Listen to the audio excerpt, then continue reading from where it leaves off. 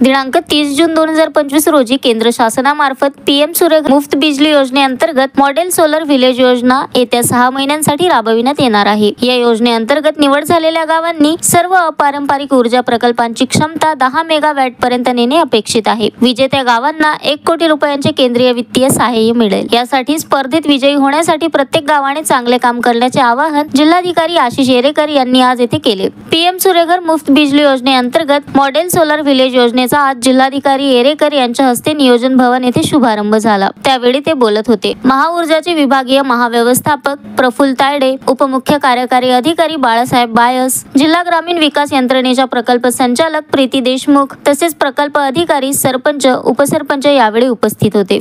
जिल्हाधिकारी येरेकर म्हणाले, पारंपरिक ऊर्जा स्त्रोतावरचे अवलंबित्व कमी करून अपारंपरिक ऊर्जा स्त्रोतावर भर देण्याचा निर्धार शासनाने केला आहे। या दृष्टीने स्पर्धेमध्ये सहभागी झालेल्या गावांमध्ये स्पर्धेच्या कालावधी दरम्यान जास्तीत जास्त विविध अपारंपरिक ऊर्जा साधने, सौर उपकरणे आस्थापित करणे गरजेचे आहे। यासाठी सरपंच, उपसरपंच तसेच गावकऱ्यांनीही पुढाकार घ्यावा। सर्व उपकरणांमध्ये पीएम सूर्यघर योजनेअंतर्गत जास्तीत जास्त घरांवर सोलर रूफटॉप प्रकल्पाची उभारणी करावी।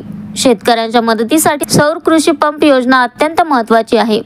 दिवसा वीज पुरवठा खंडित होत असल्यामुळे शेतकऱ्यांना रात्री शेतात पाणी द्यावे लागते, परंतु सौर कृषी पंप योजना यासाठी शेतकऱ्यांना मदतनीस ठरेल। याचप्रमाणे मुख्यमंत्री सौर कृषी वाहिनी योजना देखील शेतकऱ्यांना लाभदायी ठरत आहे। याबाबत जनजागृती निर्माण करावी। स्पर्धेमधून मिळालेल्या निधीमध्ये गावाचा विकास होण्यास निश्चितच मदत होणार असा विश्वास जिल्हाधिकारी येरेकर यांनी व्यक्त केला। जिल्ह्यातील गावाच्या विकासाला चालना देण्यासाठी केंद्र शासनाची पीएम सूर्यघर मुफ्त बिजली योजनेअंतर्गत मॉडेल सोलर विलेज योजनेअंतर्गत अमरावती तालुक्यातील वलगाव, भातकुली तालुक्यातील पूर्णानगर, धामणगाव रेल्वे तालुक्यातील मंगरुळ दस्तगीर, तिवसा तालुक्यातील वर्रा, मोर्शी तालुक्यातील हिवरखेड, चांदूरबाजार तालुक्यातील घाटलाडकी, अचलपूर तालुक्यातील धामणगाव गडी, अंजनगाव सुरजी तालुक्यातील कापूस तडणी, दर्यापूर तालुक्यातील वडनेर, गंगाई तसेच वरुड तालुक्यातील जरूड या स्पर्धक गावांची निवड झाली आहे, अशी माहिती विभागीय महाव्यवस्थापक प्रफुल्ल तायडे यांनी दिली आहे।